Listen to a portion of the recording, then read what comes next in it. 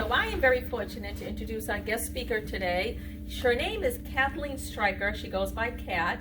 And so I got to know Kat by hiring her in the town of Acton. So Kat has joined us in human resources. She's our talent acquisition specialist and HR generalist. So Kat has been instrumental in bringing new employees on board for the town of Acton.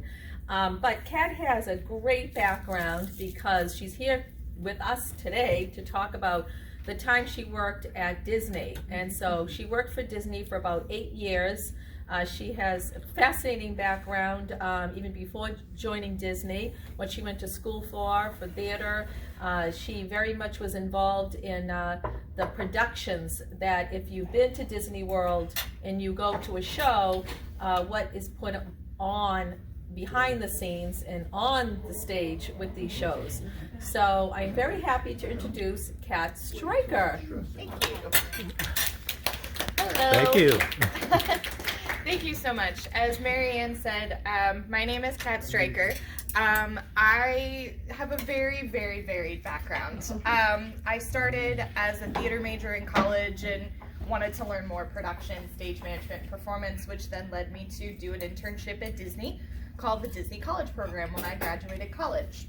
A lot of students around the world do the Disney College Program as a way to earn college credit and a way to get their foot in the door with the Walt Disney Company. For me, being right out of college, it was a great starter place, and I was in attractions, which means I was the one who got to kind of like operate the rides. But on the side, I took classes, and I took classes on entertainment at Disney. I took classes on Disney history and a couple of others, which was really a fun opportunity. And I did that for a year with the college program, and I got to learn and work in all 4 parks during that time. And then about a year after that, I got hired on like full time, and I was able to be a part of the opening of one of the new lands that was there called New Fantasyland back in 2012, which was a really great experience because we got to work with the creative teams, the Imagineers, and see how things were built and how things were run. And then from there, I did entertainment for the rest of my time there because like Mary Ann said, I was there for about 8 years. Most of it was in entertainment. And my side of entertainment was I was a character attendant, which means I was the person who was helping the character performers, so from Mickey Mouse to Cinderella. And I built upon that and became a trainer and a document writer, and I got to work on some pretty awesome secret projects that are now in the parks. So I got to work on Star Wars projects like the Stormtroopers and BB-8 and Chewbacca, which are now still implemented in the parks today. And I also got to be a part of a Marvel project with Star-Lord and Groot, which, if anyone knows of those, they're very fun characters. And they are no longer in the parks, but they are bringing them back in a new light after they had been there for some time. So I got to do many different things, but one of my favorite things about Disney is I learned so much about being in the workforce from working with the company and how good customer service and good values take you so far. With Disney, I learned how to treat your guests, as we called them, as your family, and every person matters. It doesn't matter if they're having a bad day or if they're having a good day. You want to make sure that their experience matters. And I took that with me when I went into human resources. And with that, I learned with those customer service skills of how to really listen, adapt, and roll with what was coming. And you then make as much magic happen. And with Disney, you could do that by making sure they met their favorite character, or if they couldn't meet their favorite character, you make sure that they still had a really great experience by helping them get something from a gift shop, or making sure they had a dinner reservation. Little things like that can go a long way. And with that is how I am where I am today, working here at the Town of Acton in human resources and really making sure that I can make a little bit of everyone's day a little bit better each time I do anything. So yeah, if you have any questions, please feel free. Do you get a free pass? A pass now? No, as I worked there, yes, that was part of the perks of being a cast member is you did have like free tickets. You could go whenever you wanted, and it was nice, and you had like a limited amount of family and friends tickets. But no, do not have that anymore. I still have to pay the however much it is now. I know it's astronomical, but it was fun. That was actually a really great time because as a kid I always wanted to go to Disney, and I never got to go until I worked there, so it was like I can relive my childhood and go anytime I wanted. So it was fun though. Yes. Did you ever get to dress up in a Disney as a Disney character? As a character, no. And the best way to describe it is not really no. I was more... You didn't sneak in and just try one on? No. During training, like occasionally we would let character attendants learn what a costume was like so they would get to understand it. But no, never did we get to did I get to dress up as anybody. But I had a lot of friends who did, and still many who are still there today, and it was a very fun experience. I wanted to. It would have been fun. Okay. So, Kat, there's always this discussion about there's like a city underneath Disney World, right? And so, does it really exist? What is it? It's not really a city. So back when Walt built Disneyland in California, he wanted to make sure that there was seamless design between each of the lands, Fantasyland, Frontierland, Tomorrowland, etc. That your theming didn't disrupt your experience. So if you're in Frontierland, you want to see people walking around dressed in Western frontier gear, not someone dressed like they're in Fantasyland and Renaissance Fair outfits. So the tunnels were created in Walt Disney World when they were building it because of sea level. They had to make sure it was supported due to all the marshy lands, but also to make sure that that transition was seamless so that underneath the park, the cast members can walk to and fro between where they need to go so that nobody's crossing into other worlds and not taking you out of the moment. It's not really a city. A lot of people did ask that, but it is there's cafeterias and locker rooms and all that kind of stuff under there, but it's more of just passageways and break rooms and things like that. The other thing I've heard is that none of the Disney characters are allowed to take off their masks or their headgear while they're above ground. But that is true. Performers have to be performing when they are, as it's called, on stage. So when they are up in the area, you have to be in that performer. You have to be in that moment so that, again, no magic is ruined and no one is taken out of the moment. Yeah. How long did it take to train someone to be a character? For characters, it varies in different time ranges, but for me, when I would do attendance, it was roughly about a week. So you would make sure that they would understand working for the company, they understand what they're doing, safety protocols, and getting into what it means. Because being a character attendant was as much performing as a performer, because you are the voice for a lot of them, and you are the person coming up with storylines with your performer, and you're the one who's kind of making sure that everyone is in that moment with the character, keeping the guests entertained, keeping your character safe, keeping the guests safe and everything. So it was roughly about a week-long process. What are some of the difficulties that you can tell us about that you just encountered in 8 years? There are bound to be some good stories of even. I'm kind of interested in the business difficulties if you were part of that, and also day to day. Yeah. You've already alluded to, somebody who's come to see a certain character and that character isn't there that day. And, Yeah. What do you do with that? But, There was a very range. I didn't deal with much business difficulties because I was a little bit more of in the park itself.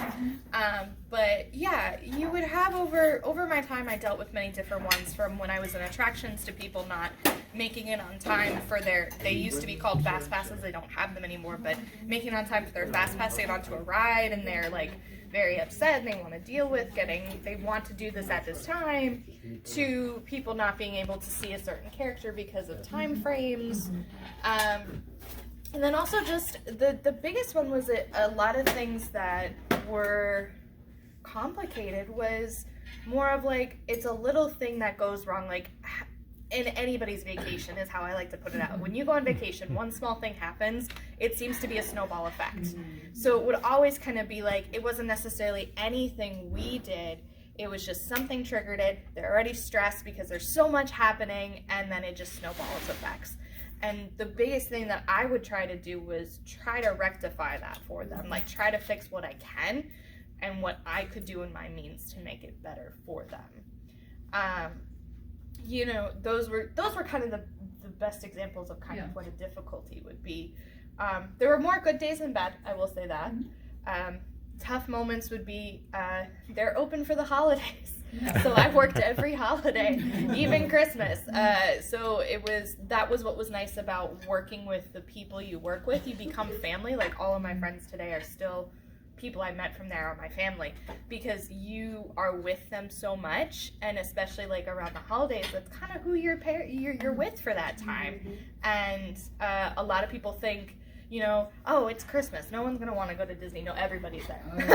Everyone is there. It's absolutely packed, and they'll come up to you and they're like, oh, thank you so much for working on Christmas. Aren't you with your family? Like, don't you want to be with them? I'm like, you know what?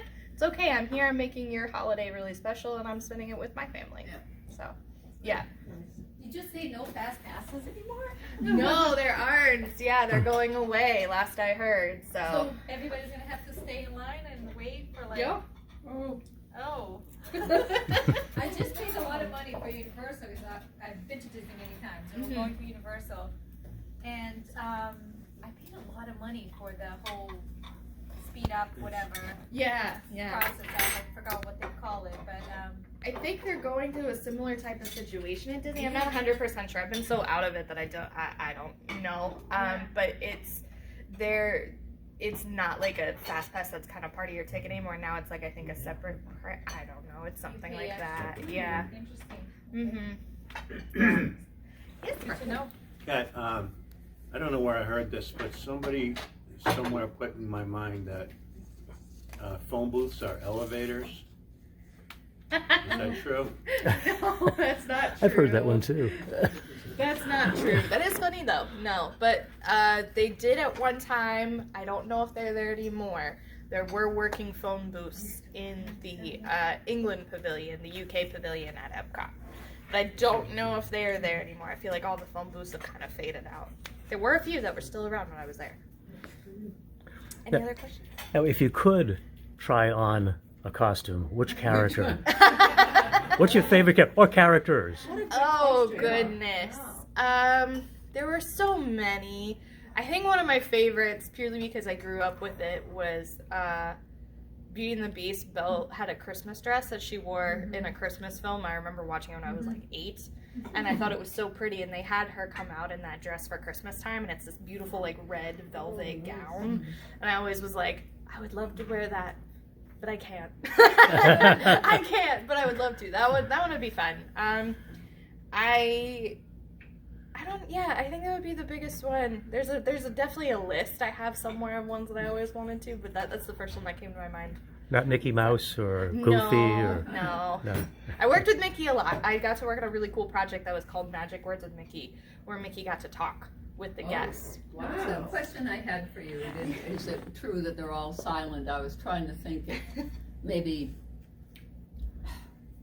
the pirates, or if there are characters who don't wear the heads or who can tie. A lot of really cool technology, I will say that makes things happen. And I got to be on a project that was in the parks for a good 3 years, and it sadly is gone now. It was something that was like a really cool test and a really neat thing that we had. And I got to work very closely with Mickey for a very, very long time. So I do love Mickey though.